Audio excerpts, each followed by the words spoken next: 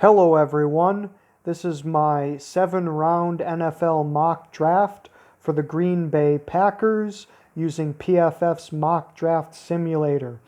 Go check out pff.com if you love mock draft simulations. They have the best in the business for mock draft simulators. One other quick note, this is a GM mock draft. That means I'm in no way trying to prognosticate or predict exactly the players that Brian Gutekunst is actually going to select in the actual real NFL draft coming up in a couple of days. I have no idea who he's really going to take. These are the players and the positions that I feel would help improve the Green Bay Packers roster and help them get to potentially over the hump and maybe into a Super Bowl. The first pick that I took, and number 30, was Trayvon Diggs, cornerback, University of Alabama. I really want to take a wide receiver for the Packers because they need it. They really need it. But I think all the players that I really liked were gone. Mims, Rager, the top three, Ruggs, CeeDee Lamb, Jerry Jeudy, they were all gone. T. Higgins might have been available, and Michael Pittman Jr. were, I think, the two best available at that spot. And I felt like Trayvon Diggs is a better prospect than those two. Also, cornerback is kind of a sneaky need for the Packers. Of course, Jair Alexander is really good, but Kevin King is really up and down, super inconsistent. And from a cornerback, I hate that. Like, when I'm looking at cornerbacks, I want consistency. Even if it's just average level, like someone like a Logan Ryan, I love, because you know what you're getting day in and day out, game to game. He's just going to be at that super consistent level. So anyway, so I took Trayvon Diggs because the Packers have a press man coverage scheme, and Trayvon Diggs, I think, is like one of the, after Okudah, I think he's the second best cornerback to fit that scheme specifically. He played in the SEC against really tough wide receiver competition. That LSU game wasn't his best, but it also wasn't absolutely atrocious either. Like that Jamar Chase touchdown, he was sort of close. He just kind of lost his footing a bit, and Chase actually came back to the ball as well, made a really nice play on the ball. But anyway, I like Trayvon Diggs a lot. I think he's good value here at 30. That's why I didn't go with wide receiver. Moving on, selection number 62, I took Tyler Johnson, wide receiver, University of Minnesota. Now, this is a receiver I love. I think he is very similar to Devontae Adams in that he's a slower 40-yard dash time, but all he does is run amazing routes and have amazing production. Just look at the tape on Johnson. He's not always, but he's consistently getting open. He's finding the zones in coverage, the areas where there's no one there. He runs a lot of different routes. The issue with him is that he's not a super fast guy, so he's not going to stack cornerbacks really well on fade routes. He's not going to get down, like on the sidelines, he's not going to blow past cornerbacks. That's his biggest issue. And then a bit of like awkward personality concerns where he just seems like, how do I accurately depict this? In his Austin Gale interview from PFF, what I came away thinking was he didn't really directly answer questions very well, and the way he answered them was a bit awkward, so you question kind of his thinking in one way.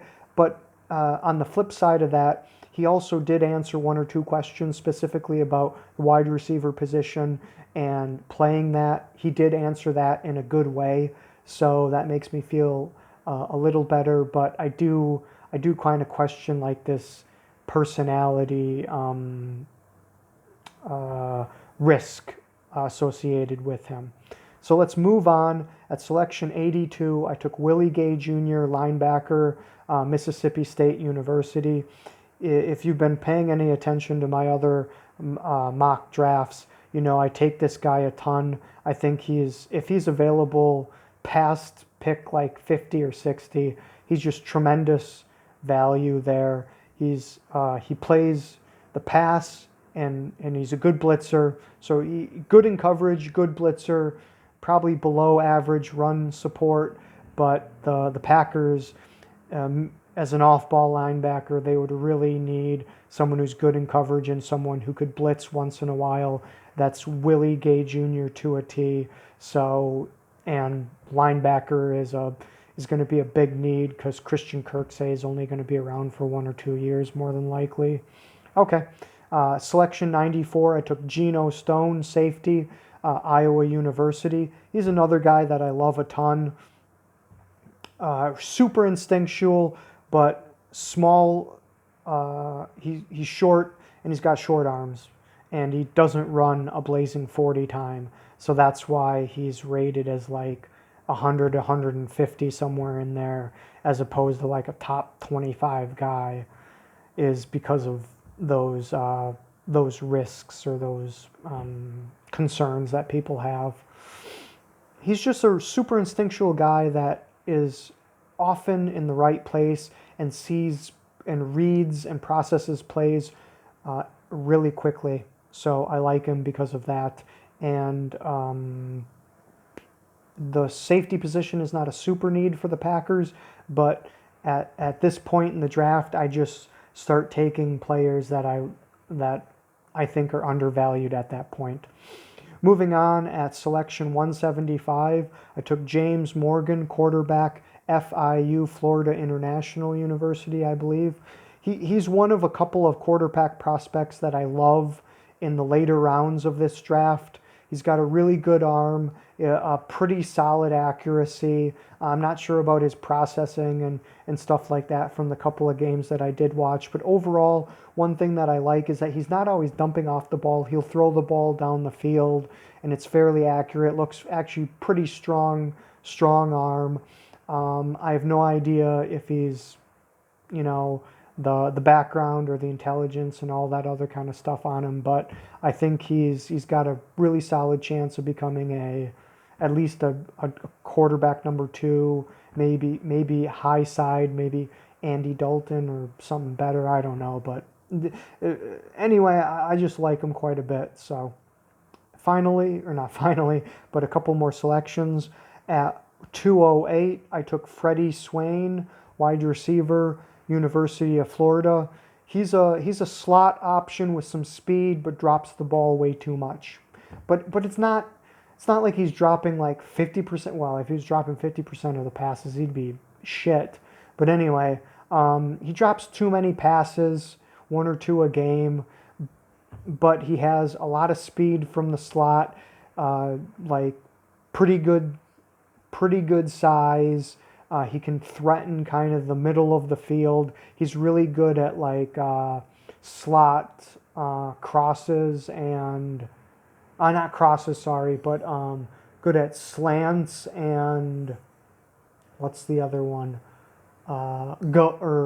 Post routes. Sorry, he's a really good at running slot posts. So I like him to help threaten the middle of the field because Tyler Johnson is not a super fast guy, so Freddie Swain can maybe help put a little fear in the secondary and with a little speed.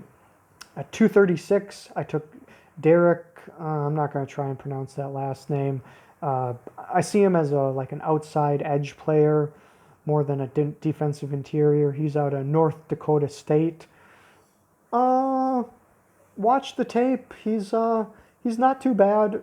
He flashes. He looks kind of like what I thought of when I saw him was he looks like 75% of Max Crosby. His arms aren't quite as long as Max Crosby's, and that might hold him back. But that's kind of the comparison that I have with him. So if he's like 60% of what Max Crosby was, the Oakland Raiders edge player from a year ago, or that was drafted last year, then at 236 you got yourself a hell of a player. Moving on to the last selection was 242, Jake Hansen, guard / center, Oregon University. He's just a guy that I really like that was actually available. I would take him in the top 200 picks, but he was here at 242. I really did not like any of the other players at all. That's why I took him, because the Packers really don't need at all interior offensive linemen. But the thing is that Corey Lindsey, his contract is up after this year, and the one or two other guards that they have, like their contracts might be coming up. So it's just more depth, looking ahead to the future. It's not for this year, but maybe in 1 or 2 years, if he sticks on the practice squad or as like a third stringer, and then maybe he can be a replacement level guy. So those are my thoughts about him. Finally, there was a trade up that I did. I gave the 136, 192, and 209 to move up to the 82nd pick in the draft. PFF really doesn't like this, but I gave up 3 non-120 picks to get into the top 120, and by my